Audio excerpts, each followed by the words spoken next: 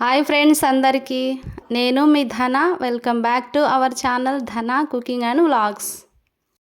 ఈరోజు మన వీడియోలో వచ్చేసి డైలీ రొటీన్ వ్లాగ్ అండి. కాకపోతే ఫ్రైడే కాబట్టి కొంచెం స్పెషల్గా ఉంటుంది. ఈ క్లీనింగ్ అంతా మనకి థర్స్డే రోజు నైట్ అండి.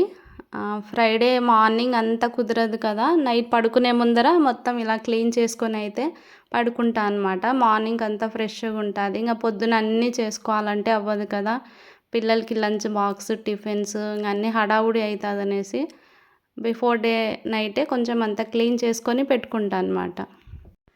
ఏ వర్క్ అయినా చేసుకోవచ్చు కానండి బాబు, ఈ గిన్నెలు తోమడము బట్టలు మడత చేయడం అంటే అబ్బా నాకు అదొక పెద్ద టాస్క్ అనమాట. అంట్లు కడిగేటప్పుడైతే ఒక చిన్నపాటి యుద్ధంలాగే ఉంటుంది కిచెన్లో లేడీస్కి అందరికీ. ఈ మధ్య ఒక వీడియో వైరల్ అయింది కదండి, మీరు కూడా చూసే ఉంటారు. నేను ఈ మధ్యనే రీసెంట్గానే చూశానమాట.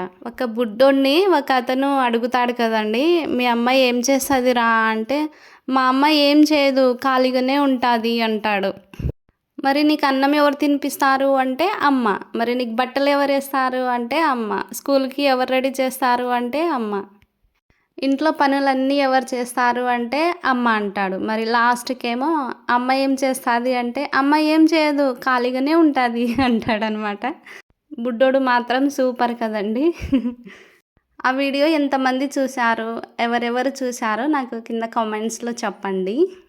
ఫైనల్లీ కిచెన్ అయితే క్లీన్ అయిపోయిందండి. అలాగే అదే రోజు నైట్ నెక్స్ట్ ఫ్రైడే కదా, కొంచెం గ్యాస్ స్టవ్ మీద చిన్న ముగ్గులు అట్లా వేసుకునే హ్యాబిట్ అయితే ఉంది. ఎవ్రీ ఫ్రైడే అట్లా వేసుకుంటా అనమాట. ఇంకా పిల్లల కోసం అయితే కొన్ని బాదమ్స్ అవన్నీ నానబెట్టేశానండి. నెక్స్ట్ డే మార్నింగ్కి డైలీ మార్నింగ్ వాళ్ళకి ఇస్తానన్నమాట. ఇది వచ్చేసి నెక్స్ట్ డే మార్నింగ్ అండి. దగ్గరగా 4:45 ఆ టైంకి లేచాను. ఇంకా కిచెన్ జోలికి అయితే మనం వెళ్ళాల్సిన అవసరం అయితే ఏం లేదు. ఇంకా ఈ కసులు మాఫ్ పెట్టుకోవడము ఇంకా అవన్నీ చేశాను అన్నమాట. ఇంట్లో బయట అంతా కసు చిమ్మేసినాక ఇంకా నెక్స్ట్ మాఫ్ పెట్టుకుంటున్నానండి. ఇది ఫాస్ట్ మోడ్లో పెట్టాను కాబట్టి తొందర అవుతున్నట్టు అనిపిస్తుంది. కాకపోతే టైం అయితే బాగానే పట్టిందిలేండి. ఫస్ట్ కిచెన్ బెడ్రూమ్ అయిపోయినాయి. దాని తర్వాత మళ్ళీ ఇంకోసారి వాటర్ చేంజ్ చేసుకొని హాల్లోకి వచ్చాను. ఆల్రెడీ మన ఛానల్ సబ్స్క్రైబ్ చేసుకున్న వాళ్ళందరికీ చాలా థ్యాంక్స్ అండి. కొత్తగా చూసే వాళ్ళు ఎవరైనా ఉంటే ప్లీజ్ సబ్స్క్రైబ్ చేసుకోండి. వీడియో నచ్చితే లైక్ చేయండి, కామెంట్ పెట్టండి, ప్లీజ్ సపోర్ట్ చేయండి. మొన్న రవ్వ లడ్డు వీడియో పెట్టాను కదండి, సేమ్ అదే కొలతలతో ఒక మేడం చేశారంట, లక్ష్మి గారు. హాయ్ అండి లక్ష్మి గారు, మీరు అలాగే ట్రై చేశారు అని చెప్పారు కదా, బాగా పర్ఫెక్ట్గా వచ్చాయి అని చెప్పారు. థ్యాంక్స్ అండి, ట్రై చేసి నాకు మళ్ళీ కామెంట్ ఇచ్చినందుకు. ఇంకా ఫ్రైడే కదండి, ఇంకా బయట కల్లాపి చల్లేసి సింపుల్గా ముగ్గేసుకుంటున్నాను అనమాట. గ్రాండ్గా వేయడానికి అంత టైం ఉండదు కాబట్టి చాలా సింపుల్గా వేసుకుంటాను. ఇంకా వర్క్స్ అన్నీ అయిపోయేసరికి దగ్గర 6:30 అయిపోయిందండి. ఇంకా స్నానం కూడా చేసుకొని కిచెన్లోకి వచ్చేసాను. స్నానం అయ్యాక బియ్యము ఇవన్నీ నానేసాను, బట్ నేను కెమెరా గురించి మర్చిపోయాను అనమాట. మళ్ళీ తీసాను. ఈలోగా పాలు కూడా వచ్చేసాయండి. ఈరోజు దేవుడికి నైవేద్యం పెట్టుకోవడం కోసం అదే అండి చక్కెర పొంగలి, బెల్లం అన్నం, ఒక్కొక్కరు ఒకలా పిలుస్తారు కదా, నేనైతే చక్కెర పొంగలి అంటాను. అలాగే బ్రేక్ఫాస్ట్ కోసం వచ్చేసి పూరి కర్రీ అంటారు కదా, అదొకటి. ఇంకా chutney, as usual chutney compulsory ఉండాలి, పల్లీ చట్నీ. లంచ్ కోసం అయితే అన్నం పప్పుచారు.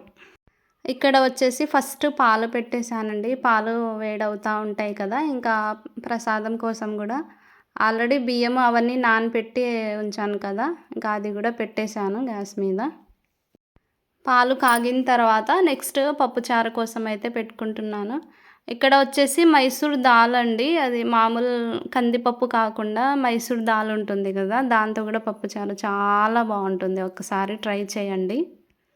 ఫస్ట్ మైసూర్ దాల్ వచ్చేసి కొంచెం బాగా ఒక 2 సార్లు కడిగి ఒక 10 to 15 minutes దాకా నానపెట్టుకోవాలన్నమాట. సోక్ చేసుకుంటే తొందరగా ఉడికిపోతుంది. అందులోకి కొంచెం పసుపు, పచ్చిమిర్చి, చింతపండు ఈలోగా ఇది కూడా కొంచెం పొంగుతుంది కదా, దాన్ని కూడా కొంచెం చూసుకుంటూ ఉండాలి.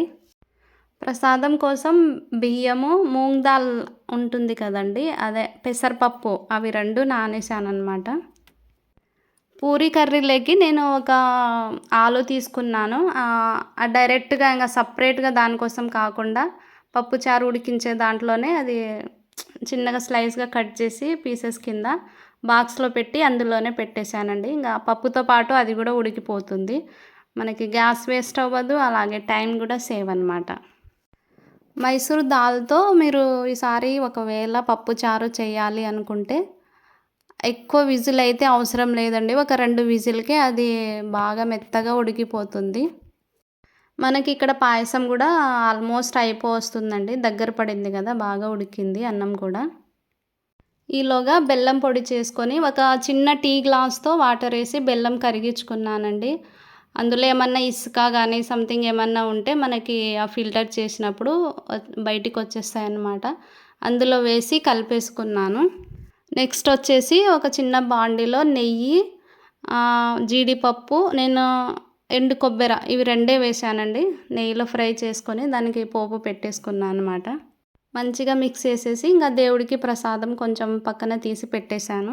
ఇక్కడ వచ్చేసి బ్రేక్‌ఫాస్ట్ కోసం అండి జల్లెడ తీసుకొని అందులోకి గోధుమ పిండి వేసుకొని జల్లించుకున్నాను. జల్లించుకున్న తర్వాత కొంచెం దాంట్లో సాల్ట్ వేసి మిక్స్ చేసుకున్నాను అనమాట. మిక్స్ చేసుకొని పూరి మంచిగా పొంగాలంటే ఒక చిన్న టిప్ అండి. మీకు వీలైతే కొంచెం పాలేసి మంచిగా ఫస్ట్ వాటర్‌తో కాకుండా పాలేసి ఓన్లీ ఫింగర్స్‌తోనే ఇట్లా మంచిగా కలిపేసి కొంచెం ఆయిల్ వేసేసి బాగా నీడ్ చేయాలన్నమాట.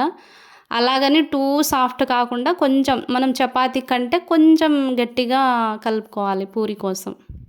ఈలోగా ఇక్కడ ఇంకా పప్పుచారు మ్యాష్ చేసుకొని ఇంక దానికోసం వాటర్ పెట్టుకున్నానండి, వేడి నీళ్ళు. పప్పుచారు కోసం కొన్ని వేడి నీళ్ళు పెట్టుకున్నాను. చల్లనీళ్ళు కాకుండా అట్లా బాగా వేడి చేసి పోస్తే బాగుంటుందన్నమాట. ఈలోగా పప్పుచారుకి తిరువాత కూడా వేసుకొని, తెలిసిందే కదా పోపు పెట్టుకోవడం అందరికీ వచ్చు. నేనేమంటే టైం అవుతుందనేసి కొంచెం హడావుడిగా ఇంకా కొన్ని సూట్ చేయలేదు. నెక్స్ట్ ఇక్కడ పూరీ కర్రీ కదా, దానికోసం కొంచెం ఆయిల్ వేసుకొని బాండీలో జీలకర్ర, ఆవాలు, ఆనియన్, కరివేపాకు, కొంచెం సాల్ట్, పసుపు వేస్తే ఆనియన్ కొంచెం మంచిగా ఫ్రై అవుతాయి అన్నమాట. కొంచెం ఫ్రై అయినాక నెక్స్ట్ పచ్చిమిర్చి అండి కొంచెం ఇట్లా దంచుకొని వేశాను. అలాగే పప్పుచారులో వేసి ఉడికించాను కదా, అది మంచిగా ఉడికిపోయిందనమాట. అది కూడా దీంట్లో వేసేసి మంచిగా కలిపేస్తున్నాను. ఇంకా వాటర్ క్వాంటిటీని బట్టి వాటర్ వేసుకోండి. ఇక్కడ ఒక చిన్న క్లిప్ మిస్ అయిందండి. వాటర్ వేసాక కూర మంచిగా ఉడికిన తర్వాత కొంచెం ఒక 2 టేబుల్ స్పూన్ కానీ కొంచెం కూరని తగ్గట్టు అనమాట, క్వాంటిటీని తగ్గట్టు కొంచెం శనగపిండి తీసుకొని వాటర్లో మనం కలిపేసి అందులో వేసేసి ఒక 2 మినిట్స్ అట్లా పొయ్యి మీద ఉంచి దించేసుకుంటే పూరీ కర్రీ రెడీ. నెక్స్ట్ ఇక్కడ పల్లీ చట్నీ ఆల్రెడీ మనం లాస్ట్ వీడియోలో చూసాము, ఇంకా ఎక్స్ప్లెనేషన్ ఏం అవసరం లేదు. ఓకేనా. చట్నీ కోసం అన్నీ వేసేసిన తర్వాత మంచిగా గ్రైండ్ చేసేసి ఫైన్గా గ్రైండ్ చేసేసి తాలింపు పెట్టుకుంటే చట్నీ కూడా రెడీ.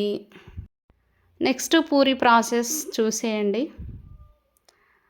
చపాతీలాగా మరీ అంత పల్చగా కాకుండా కొంచెం మందంగా అన్నమాట. మందంగా ఒత్తేసుకుంటే మనకి పూరీ అనేటివి మంచిగా పొంగుతాయి. ఓకేనా. పూరి మంచిగా పొంగడానికి బెస్ట్ టిప్ ఇంకొకటి ఏంటంటే ఆయిల్లో వేసిన తర్వాత మనము ఆయిల్ని కొంచెం వాటి మీద వేస్తూ ఉండాలన్నమాట. వంట ప్రోగ్రామ్ అయిపోయిన తర్వాత పిల్లలకి టిఫిన్ పెట్టానండి. వాళ్ళ వరకు మాత్రమే చేశాను, ఇంకా వాళ్ళకి టైం అవుతుంది కదా అనేసి టిఫిన్ తినేసినారు. ఈలోగా ఇక్కడ వచ్చేసి నేను గడపకి పూజ చేసుకుంటున్నా అనమాట. ఇంకా అక్కడ అయిపోయిన తర్వాత మరి పూజ గదిలోకి వచ్చి యాజ్ యూజువల్ మై సింపుల్ పూజ. మీరు కూడా హారతి తీసుకోండి. వీడియో ఎక్కడ స్కిప్ చేయకుండా వీడియో మొత్తం చూసిన వాళ్ళకి చాలా థ్యాంక్స్ అండి. అండ్ సబ్స్క్రైబ్ చేసుకున్న వాళ్ళకి కూడా please like, share, subscribe to my channel. Please support మీ. అందరికీ ఒక రిక్వెస్ట్ అండి, మీరు పెట్టే ఒక చిన్న కామెంట్ అండ్ ఒక లైక్ నాకు చాలా మోటివేషన్గా ఉంటుందండి. నేను నెక్స్ట్ ఏదైనా వీడియో చేయాలంటే కూడా. ఈ రోజుకి ఈ వీడియో అంతేనండి. నెక్స్ట్ వీడియోలో మళ్ళీ కలుసుకుందాం. అందరికీ బాయ్.